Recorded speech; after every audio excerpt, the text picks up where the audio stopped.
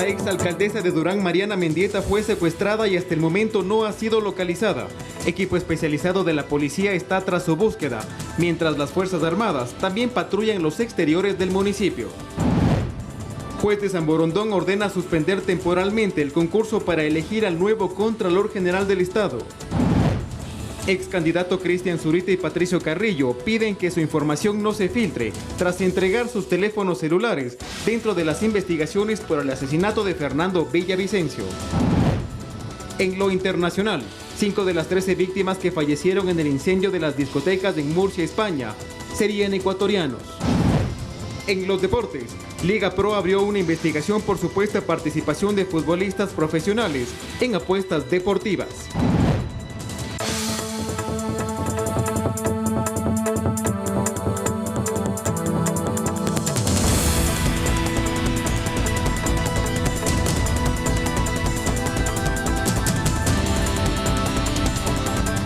Amigos televidentes, muy buenas noches. Gracias por acompañarnos en Noticias 7, emisión estelar. Tenemos amplia información para todos ustedes. Por eso los invitamos también a que estén en nuestras redes sociales, que nos vean a través de eltelegrafo.com.es, en ecuadortv.es y nos escuchen en Pública FM.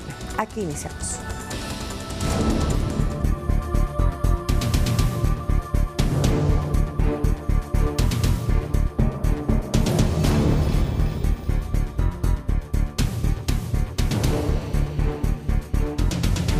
La exalcaldesa de Durán, Mariana Mendieta, fue secuestrada y hasta el momento no ha sido localizada. Equipo especializado de la Policía Nacional está tras su búsqueda, mientras las Fuerzas Armadas también patrullan los exteriores del municipio. La plata. En el año 2000, Mariana Mendieta fue electa como la primera mujer alcaldesa del Cantón Durán. 23 años después hay temor por su vida, pues fue secuestrada la mañana de este jueves por hombres armados que habrían ingresado a una bodega donde ella se encontraba en el sector del Divino Niño 3. Los locales que está construyendo y ahí se pega un vehículo y se les lleva, pero estamos diciendo dónde está una activada. En redes sociales comenzaron los pronunciamientos para repudiar el secuestro, entre ellos el alcalde actual Luis Chonillo, que solicitó al gobierno no escatimar esfuerzos y actuar con la mayor celeridad posible para recuperar su libertad. La Policía Nacional ya activó a su equipo de búsqueda y desde el mediodía se empezó a allanar inmuebles sospechosos, pero aún sin rastro de la mujer que fue alcaldesa hasta 2008. Además, la Fiscalía indicó que se abrió de oficio una investigación previa por el presunto cometimiento del delito de secuestro. Mendieta también es la madre del exalcalde Dalton Narváez, quien ha solicitado mantener reserva del caso para no inferir en las investigaciones. Tanto el ministro Zapata como la policía del distrito Durán han negado que Mendieta haya sido asesinada, ni que se encontrara un cuerpo sin vida en un centro comercial de la ciudad. Este hecho se registra horas después de una nueva balacera en las calles del cantón, en el que fallecieron 2 personas. Durán es una de las ciudades más violentas del país, aunque en los últimos días dice la policía que se han reducido las muertes. Ha habido afectaciones a los GDOs que están operando en el territorio. Estuvimos el día de ayer con el señor comandante general también actualizando las cifras y sobre todo vemos que la normalidad efectivamente se está retomando, al igual que se ha puesto una unidad fija. Hasta el cierre de esta edición, Mendieta no ha sido rescatada y las Fuerzas Armadas enviaron un contingente militar a los exteriores del municipio como medida de prevención. Lautaro Andrade Castro, Noticias 7.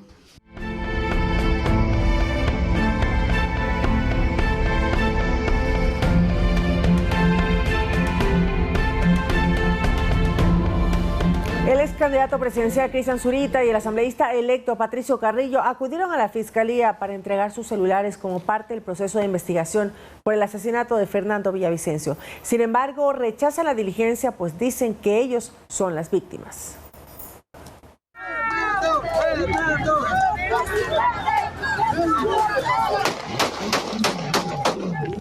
A puertas del cierre de la investigación sobre el asesinato de Fernando Villavicencio, su reemplazo, el ex candidato Cristian Zurita y el asambleísta electo Patricio Carrillo, fueron voluntariamente a Fiscalía para cumplir con un impulso fiscal que ordena la explotación de sus teléfonos y el de otras 23 personas. Al no ser nosotros los sujetos de investigación, al ser las víctimas de todos estos hechos, ¿sí?, aceptamos el pedido y entregamos nuestros dispositivos. Por un acto de transparencia Pero quien es del equipo directo de Fernando Villavicencio, nosotros le decimos directamente que no se van a entregar estos números de esas personas. Sin embargo, Zurita asegura que lo hace a pesar de que en su teléfono contiene información reservada como datos de clientes y contactos familiares, y asimismo espera que dicha información no se filtre. Hemos entregado nuestros teléfonos a pesar de que no existe una disposición judicial real que identifique las razones por las cuales piden nuestra información. Y aspiramos que no exista ningún tipo de filtración de la información que estamos entregando. La vida de muchas personas puede correr el riesgo con la información. Nuestra vida efectivamente ahora se encuentra en peligro. Similar postura tiene Patricio Carrillo. Porque no hay razones para este pedido de los monitores y de los teléfonos, porque están provocando no solo dilatar la investigación, distraer la información, sino que también están provocando y potencialmente podrían provocar nuevos objetivos. Además de ellos, César Gonzaga, escolta de Villavicencio, Carlos Figueroa, médico y amigo del expresidenciable, y otras personas de su círculo cercano deberán entregar sus dispositivos. No obstante, esta fue la respuesta de Zurita cuando se le preguntó sobre el celular del ex candidato asesinado. El teléfono de Fernando Villavicencio no es parte de la investigación, no será parte de la investigación, se la mantendrá bajo el total condiciones de seguridad y nadie debe hablar de ese tema porque es el tema privado. No mataron a Fernando por su teléfono, no tiene nada que ver con las investigaciones, ese tema para nosotros está zanjado. Según Zurita, más de 30 personas estarían involucradas en el magnicidio, donde dice se necesitó mucho dinero y poder político. Edison Saavedra, Noticias 7. Un juez de San Borondón decidió suspender temporalmente el concurso para elegir al nuevo contralor por una acción de protección interpuesta por una postulante. El proceso estaba en fase de recalificación. Julia Elizabeth Palmes, la postulante al concurso para Contralor que interpuso una acción de protección con medida cautelar en un juzgado de San Borondón para detener el proceso, y el juez de dicha localidad le dio la razón. El recurso legal se puso en contra del presidente de la Comisión Ciudadana de Selección que lleva el proceso, Marco Chalco, y esta decisión también deberá ser notificada a la Procuraduría General del Estado. Según Palma, se vulneraron sus derechos constitucionales porque su carpeta no fue debidamente valorada en la fase de méritos. Entonces, el concurso está suspendido temporalmente hasta ver si se vulneraron o no los derechos de Palma. Esto se revisará en una audiencia convocada vía telemática para el próximo 20 de octubre a las 9 de la mañana. De su parte, la consejera de Participación, Michelle Calvache, reaccionó en su cuenta de Twitter. Y empezó el show de magia. Era de esperarse. Además, del mismo Consejo de Participación en un comunicado señaló que fueron notificados y acogerán el fallo judicial. En el texto dicen: lamentamos esta nueva decisión jurídica que extiende una vez más los plazos para que nuestro país cuente con una autoridad definitiva al frente del principal órgano de control de los recursos públicos del Ecuador. Sin embargo, habrá absoluto respeto al ordenamiento jurídico. Esto se da a pocas horas de que el Pleno del CPCCS convoque a la Comisión de Selección para que explique por qué decidió separar al secretario Francisco Toral, tras acusarlo de retrasar el concurso al no haber notificado sus notas a los 42 participantes en el plazo establecido. Edison Saavedra, Noticias 7. Según un reciente estudio, la presencia de la mujer en la administración de justicia y en el ámbito electoral es baja. Por ejemplo, de 2.000 jueces en funciones, solamente 760 son mujeres. Veamos algunas propuestas para que surjan desde la sociedad civil para equiparar las cifras. ¿Sabía usted que en el sistema judicial del Ecuador solo el 38% de los jueces en funciones son mujeres? Es decir, 760 de 2.000 cargos de representación, como en la Corte Nacional de Justicia, donde de los 21 jueces apenas 5 son mujeres. Así lo explica Cecilia Pareja, jueza de primer nivel en materia de familia, niñez y adolescencia. Sin embargo, en cargos menos jerárquicos, en cargos administrativos, sí encontramos que existe una disparidad. Pues en un cargo como la Secretaría de Unidad Judicial se encuentra que 788 mujeres ocupan cargos de los 1.434 puestos. Es por esto que la organización Mega Mujer busca a través de un proyecto implementar mecanismos que garanticen la paridad. Así lo explica Ana Gómez, coordinadora legal y de género de la organización. Dos caminos, uno para los cargos de representación, que es decir, presidentas y presidencias y subrogantes en la Corte Nacional de Justicia, en las Cortes Provinciales y las presidencias de las salas de la Corte Nacional. pero así también equiparar el número con respecto a la conformación de la Corte Nacional, la conformación de las Cortes Provinciales y la conformación de las salas dentro de la Corte Nacional de Justicia. Pero ¿cómo se puede garantizar la paridad? Según Gómez, necesita existir igualdad de acceso numérico y cargos de representación. Primero son los cargos de representación en las altas cortes, es decir, la elección de presidencias y presidencias subrogantes en la Corte Nacional de Justicia, en las Cortes Provinciales de Justicia y en las salas de la Corte Nacional de Justicia. La propuesta tiene pensada ser presentada el 7 de diciembre. Manuela Bedón, Noticias 7. El número de cupos para el acuartelamiento militar se amplió, así lo dio a conocer la Dirección de Movilización del Comando Conjunto de las Fuerzas Armadas. Esta ampliación de cupos ocurrió porque hubo una masiva concurrencia de jóvenes en el segundo llamado de acuartelamiento que se efectuó el fin de semana pasado. Para esa convocatoria se inscribieron 12.000 hombres y mujeres, pero habían 5.000 cupos habilitados. Por eso la Dirección de Movilización aumentó el número de vacantes. Los interesados en cumplir con el servicio militar voluntario en esta nueva oportunidad tendrán que acuartelarse este sábado 7 de octubre del 2023. Sin embargo, la convocatoria es solo para hombres.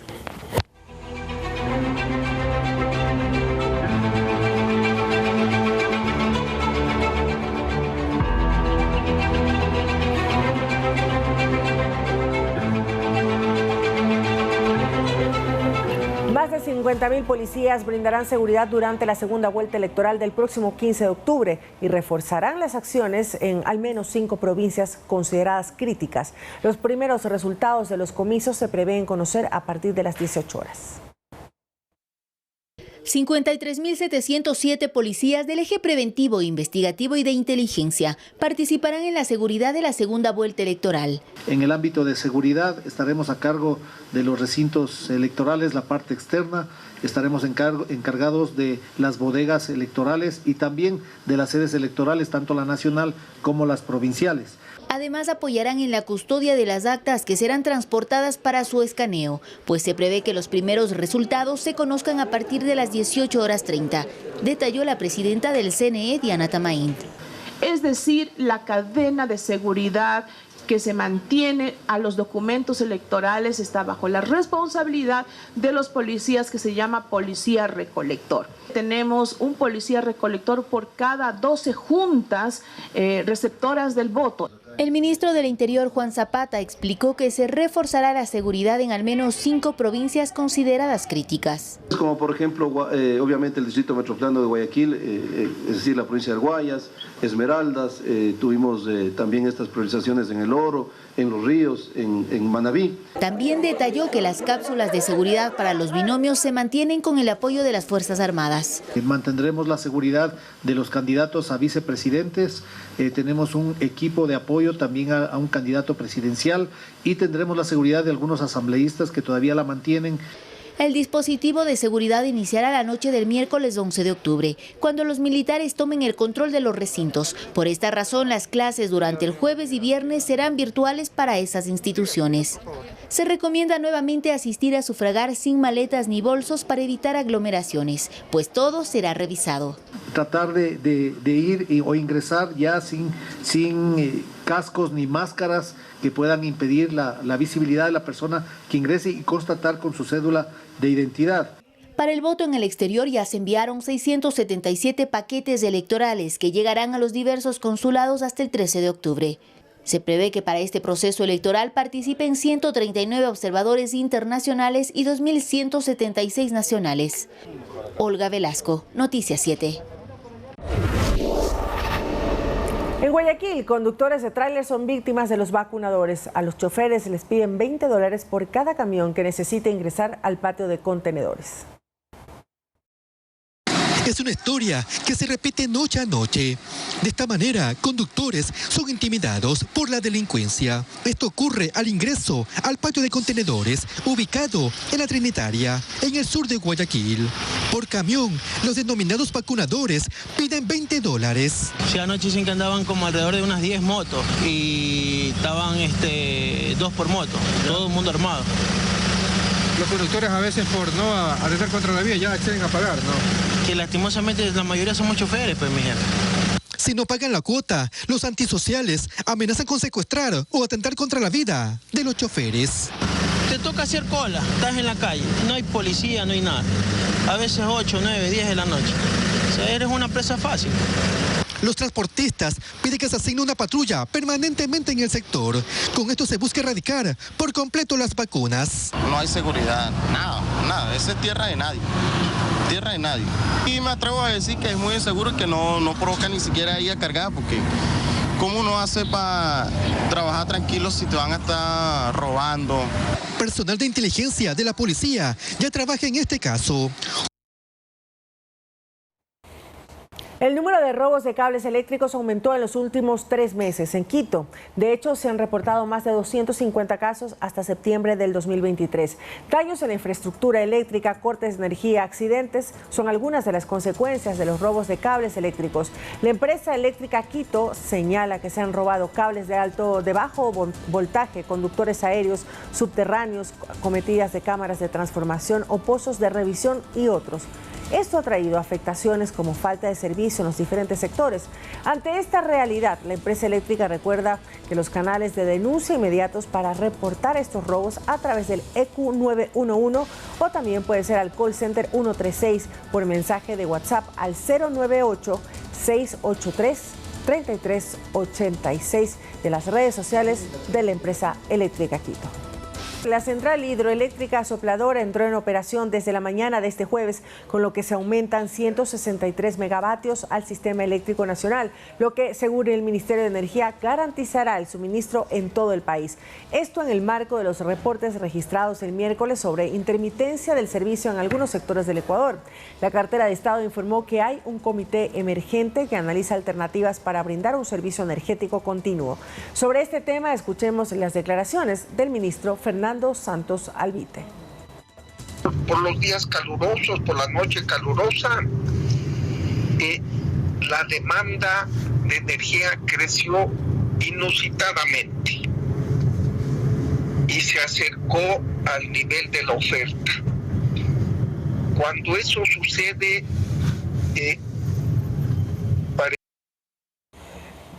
el presidente Guillermo Lasso estará en Nueva York, Estados Unidos, este jueves y viernes, según informó en una carta a la Corte Constitucional. El mandatario señaló que el viaje es para atender asuntos de índole personal.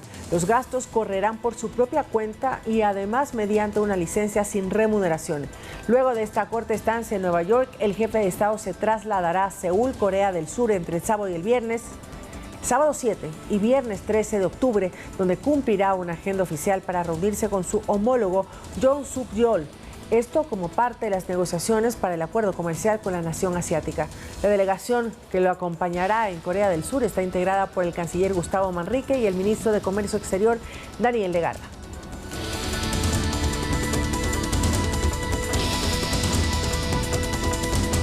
Los dos candidatos presidenciales han propuesto reformas legales en sus primeros días de administración.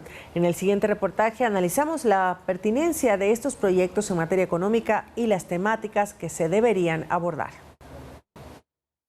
Cuando se posesione el nuevo gobierno ya habrá una Asamblea Nacional. Un aspecto en común entre los dos aspirantes a Carondelet es que en sus planes está emitir proyectos de ley en materia económica urgente. Todos los meses. De esa forma, tiene 30 días máximo la Asamblea Nacional para dar una respuesta o una solución.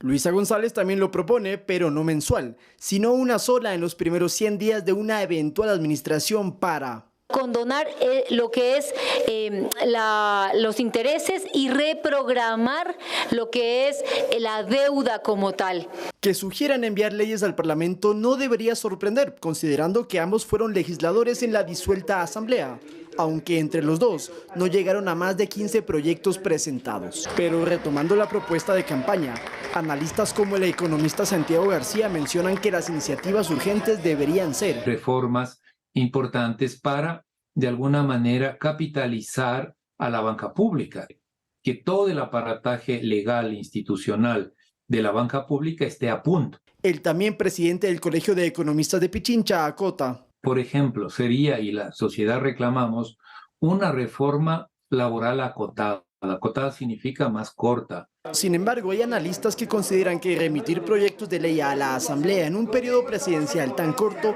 no es lo más pertinente bajo nuestra coyuntura. La premura y las urgencias que el país tiene en este momento requieren de la máxima ejecución del Estado en toda su fuerza. Es decir, habría que priorizar las acciones. El enviar una ley económica urgente cuando lo inmediato, por ejemplo, es la inseguridad. Lo inmediato, por ejemplo, digamos, los estados de emergencia podrían servir para agilizar la distribución de los recursos. Y es que además, todo proyecto en la Asamblea requerirá su respectiva negociación con los bloques legislativos para su aprobación. Y eso no siempre puede funcionar, porque ninguno cuenta con mayoría absoluta. Lautaro Andrade Castro, Noticias 7. En otro tema, varios miembros de cooperativas de taxis de la capital se concentraron frente a la tribuna de los Shiris para solicitar la eliminación del pico y placa, entre otros temas que dicen estarían pendientes. Vamos a ver. Este era el escenario de la avenida de los Shiris esta mañana, frente a la tribuna norte. Varios cooperantes de cooperativas de taxis se reunieron para hacer 4 peticiones. Solicitando al señor alcalde o al municipio que están en funciones para que nos elimine el pico y placa principalmente. Sin embargo, el presidente de la Federación de Transporte Terrestre de Pichincha, Carlos Brunis, asegura que no fue un plantón organizado por parte de los dirigentes. Bueno, nosotros, las 3 organizaciones que son parte de nuestra federación de taxis, no hemos consensuado ningún tipo de acción. Sin embargo, algunas de estas peticiones se las van a hacer de manera formal al alcalde de Quito. Porque tampoco no tiene mucho sentido el que la autoridad de pronto se reúna un día con nosotros, otro día con otra persona, otro día con otra persona, como que no tiene sentido, siendo los temas comunes. Igual la situación de la restricción vehicular. Esto está previsto en un plan maestro que tiene el municipio de Quito, en el cual se va a revisar este tema. Pero además tuvieron reuniones con el director general del Servicio de Rentas Internas, Francisco Briones, para hablar sobre el pago de los impuestos por parte de los taxistas. Entonces, acá lo que se determinó es que vamos a pagar un valor fijo a cambio de llevar esa facturación. Eso implica que los compañeros pagarán un promedio de $5 anuales. Manuela Bedón, Noticias 7. Presten atención, desde el 4 de octubre al 7 de noviembre los ecuatorianos podrán participar del programa de visas de diversidad a Estados Unidos, conocido como Lotería de Visas, para ingresar legalmente a ese país. Les contamos los detalles en la siguiente nota. Si piensa viajar a Estados Unidos legalmente, ponga atención y tome nota a la siguiente página web: www.dvprogram.state.gov. Aquí los ecuatorianos podrán participar del programa de visas de diversidad, conocida como Lotería de Visas, que el gobierno norteamericano ofrece gratuitamente. En total serán 55,000 visas que se sortearán aleatoriamente entre las solicitudes ingresadas. Los registros iniciaron el 4 de octubre a las 12 del mediodía y terminarán el 7 de noviembre también a las 12 del mediodía. Entre los requisitos están ser ciudadano de un país con un bajo índice migratorio a Estados Unidos, tener 12 años de educación primaria y secundaria y tener al menos 2 años cumplidos de experiencia laboral dentro de los últimos 5 años en una ocupación elegible.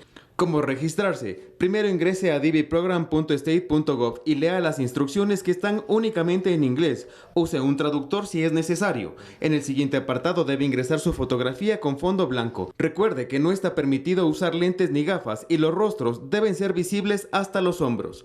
Dé clic en empezar, ingrese el código que le muestra la pantalla y llene el formulario detalladamente en un plazo de 60 minutos. Todas las solicitudes deben enviarse electrónicamente en el sitio web especificado. No se aceptan entradas tardías ni registros en papel. Y ojo, que cada solicitud es unipersonal. Si envía más de una, será descalificado. Después de enviar la solicitud verá una pantalla de confirmación que tiene su nombre y un número de registro único. Haga una captura de pantalla y guárdela bien, pues es la única forma en la que puede verificar su estado de registro.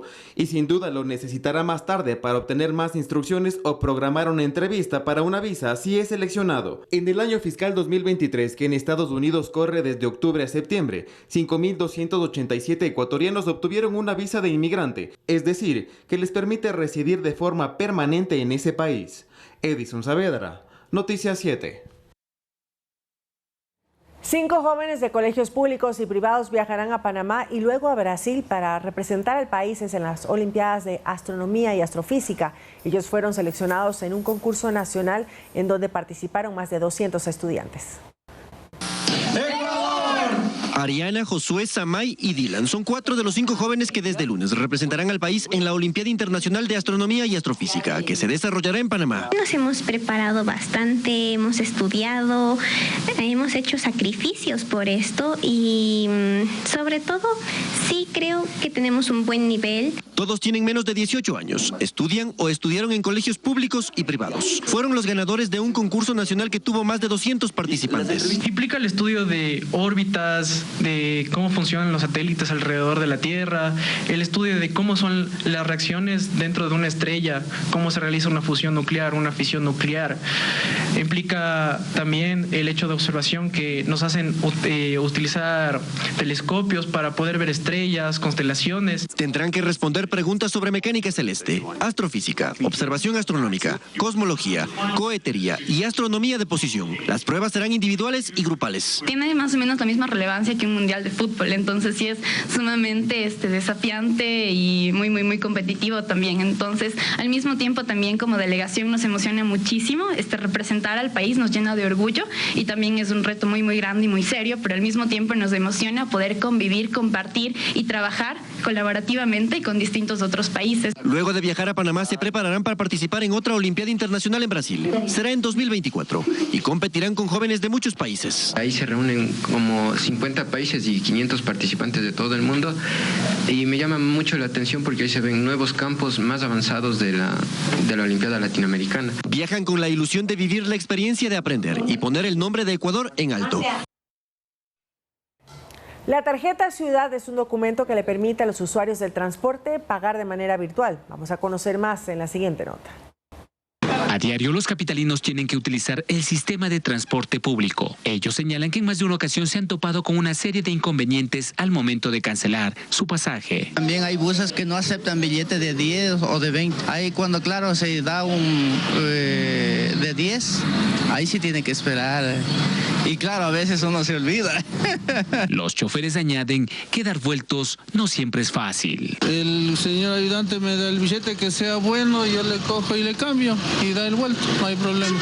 Si es falso, no, pero si es bueno, sí. El alcalde capitalino anunció el 23 de agosto la habilitación de la tarjeta azul o Ciudad, que tiene como fin dotar al pasajero de un dispositivo que previamente debe recargar y le dará acceso al servicio de transporte. Al metro, ¿dónde más? Al trole, ¿dónde más? A la ecovía, ¿dónde más?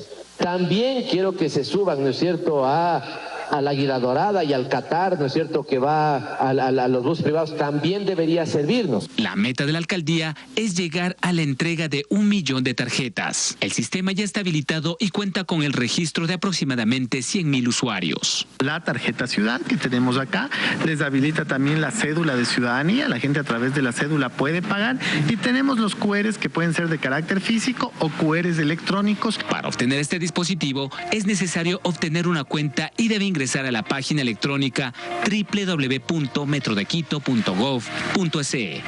O si desea realizar el trámite de manera personal, debe acudir a las estaciones del Metro de Quito. Tenemos 2 estaciones abiertas para que la gente pueda acercarse a través de la estación Universidad Central, la estación San Francisco y validar medios de pago. La alcaldía estima entregar 200,000 tarjetas sin costo. Ya no tocaría estar con el dinero ahí, a veces no se tiene los sueltos, toca esperar el cambio y todo eso. Como son suelticos y son muy pequeñas las monedas, pues sería bueno la tarjeta. Así lo que hago es solamente de mi bolsillo saco y listo. Los beneficios son múltiples. En uno de los lados habrá un código QR que permite el acceso. En la parte frontal se incluirán imágenes de personajes históricos que pueden ser coleccionables.